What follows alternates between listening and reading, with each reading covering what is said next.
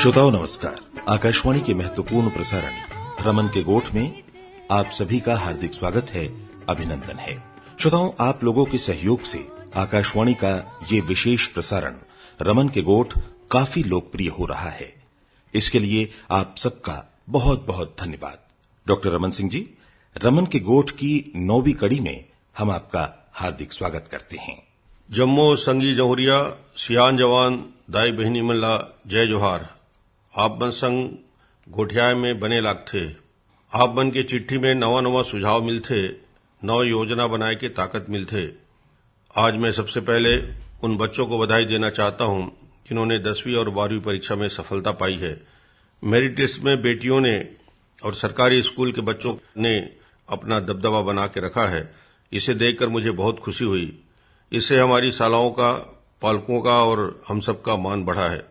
जो बच्चे उम्मीद के मुताबिक सफल नहीं हो पाए, उन्हें बिल्कुल ही निराश होना नहीं चाहिए। आपको कई ऐसे उदाहरण मिलेंगे कि किसी एक परीक्षा में उम्मीद से कम नंबर पाने वाले बच्चे दूसरी परीक्षा में शानदार सफलता पाते हैं। श्रोताओं, कार्यक्रम सुनने के बाद आप लोग बड़ी संख्या में हमें पत्र भेज रहे हैं, जिससे आपकी रुचि और उत्साह का पता चलता है। इस बार से SMS के द्वारा भी श्रोताओं की प्रतिक्रिया लेने की व्यवस्था की जा रही है, जिसके लिए आप अपने मोबाइल के मैसेज बॉक्स में RKG लिखने के बाद स्पेस लेकर अपने विचार लिखकर 7668-500-500 यानी 7668-500-500 पर भेज सकते हैं। आइए अब ज्यादा इंतजार न कराते हुए सीधे शुरू करते हैं मुख्यमंत्री डॉक्टर रमन सिंह से गोठबात। डॉक्टर साहब, भीषण गर्मी की परवाह न करते हुए भी आप लोक सुराज अभियान पर निकल पड़े हैं। ये समय ही आपने क्यों चुना? ये बात ले मोला मोर प्रिय कवि लक्ष्मण और सूर्या के गाना के 2 लाइन सुरता आवत है। मोर संग चलो जी, मोर संग चलोगा।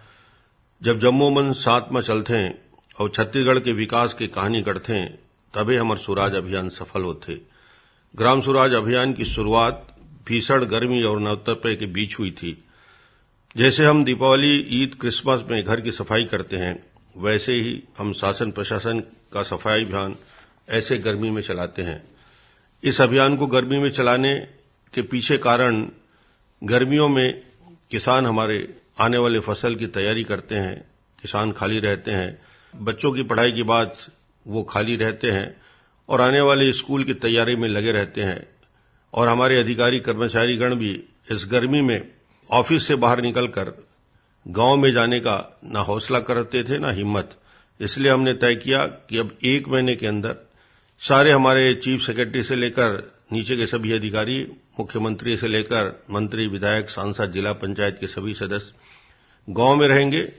और जब गर्मी में हम पेड़ के नीचे बैठते हैं, आम के पेड़ के नीचे, महुआ के पेड़ के नीचे, कुसुम के पेड़ के नीचे, और वहां बैठकर गांव वालों के बीच तपती हुई धूप में चौपाल लगाकर बैठते हैं, तो मुझे लगता है कि बहुत सारी नई योजनाओं का जन्म उस अवसर पे होता है।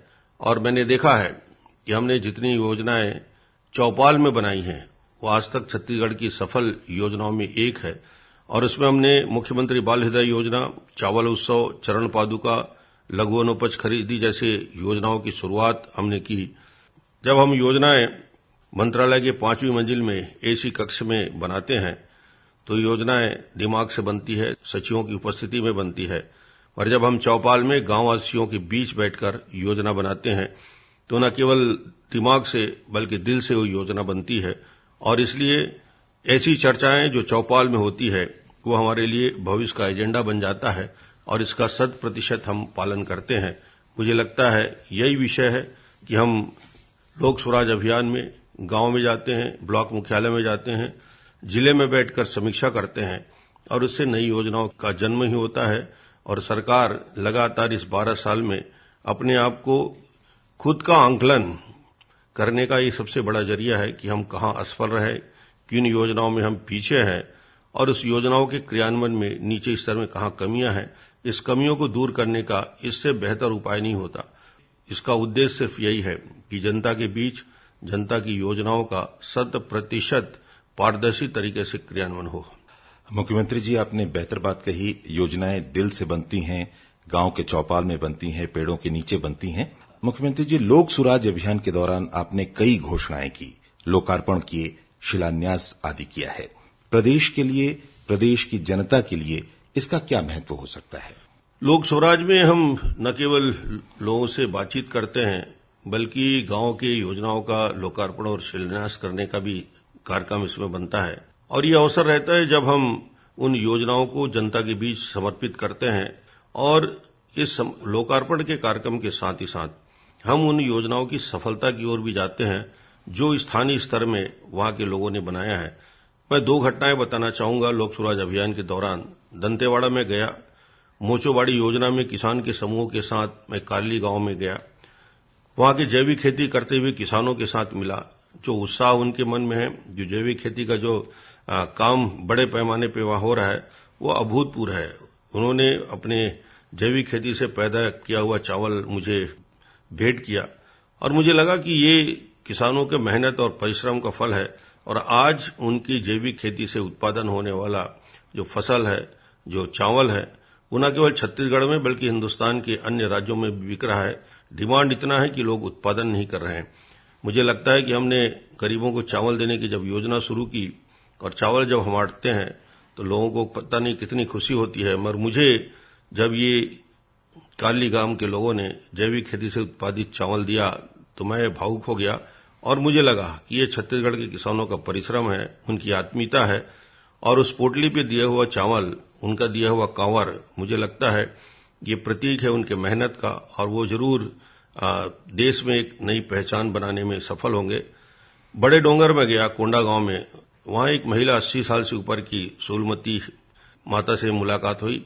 हेलीपैड में आई थी। मैंने कहा कौन सा एप्लीकेशन लेने आए हो, आपका क्या काम है? उन्होंने कहा मैं ना एप्लीकेशन लेने आई हूं, मैं सिर्फ मिलने आई हूं और ये बताने आए हूं कि आपने हम लोगों के लिए जो योजनाओं को लागू किया है, चावल हमें मिल रहा है, चना मिल रहा है, नमक मिल रहा है। तो मैं तो आज सिर्फ आपको धन्यवाद और आशीर्वाद देने आए हूं कि मां दंतेश्वरी के आशीर्वाद से आप सफल हों। और आज सिर्फ मैं 30 किलोमीटर चल के आपसे मिलने यहां तक आई हूं। ऐसे प्रसंग हम सबको भावुक करते हैं। लगता है कि लोगों के दिल में कहीं न कहीं सरकार की योजनाओं के प्रति एक सार्थक, एक पॉजिटिव सोच है जो हम लोगों को आगे बढ़ाएगा। बीजापुर के तिमेड़ गांव गया जो महाराष्ट्र बॉर्डर से लगा हुआ है। 250 करोड़ की लागत का पुल का निर्माण, महाराष्ट्र और छत्तीसगढ़ के लोगों में उत्साह। और ये 250 करोड़ का पुल छत्तीसगढ़ को न केवल महाराष्ट्र से जोड़ेगा बल्कि आंध्र प्रदेश से जोड़ेगा। ये एक अनुभव था जो ग्रामवासियों के साथ हमने शेयर किया। भेजी इंजरम सड़क, इस सड़क पे मैं गया और इस सड़क के पीछे जो नक्सल हिंसा से जो पीड़ित परिवार हैं, जो वापस आके भेजी में फिर से बसे हैं, वो 75 परिवारों से मिलकर मुझे लगा कि गांव वापस कैसे बसता है, गांव में वापस आके बसने की खुशी क्या होती है। भेजी देवी का मंदिर उन्होंने मुझे दिखाया और मुझे उस सड़क को दिखाकर बताया कि इस सड़क को बनाने में हमारे 7 जवान शहीद हुए, 50 से ज्यादा आईडी उस सड़क से निकाले गए। तो मुझे लगा इस सड़क पे मोटरसाइकिल से चल के ये तो अनुभव किया जाए कि वो शहादत को सैल्यूट हम सिर्फ ऐसे कर सकते हैं कि उस सड़क पर चलकर महसूस करें कितनी मेहनत इस सड़क को बनाने में की गई है। और ये जीवटता है हमारे लोगों की, उन ग्रामवासियों की, हमारे पुलिस के जवानों की और स्थानीय भेजीराम इंजुरम बनाने वाली पूरी टीम का, जिन्होंने 28 किलोमीटर सड़क का निर्माण बनाया है। और मैंने उन्हें वादा भी किया है जब ये 28 किलोमीटर का सड़क पूरा कंक्रीट का बन जाएगा तो मैं वापस फिर एक बार आऊंगा। अबुझमाड़ गया मैं। अबुझमाड़ के दूरस्थ अंचल में गांवों के बीच बैठकर उनकी समस्याएं सुन रहा था। मुझे लगा कि इनकी सबसे बड़ी जरूरत बिजली की है। 53 गांव में बिजली का लगाने का जब मैंने वहां पे घोषणा की तो उनके चेहरे की चमक देखकर मुझे लगा कि अबुझमाड़ इसका इंतजार कर रहा था।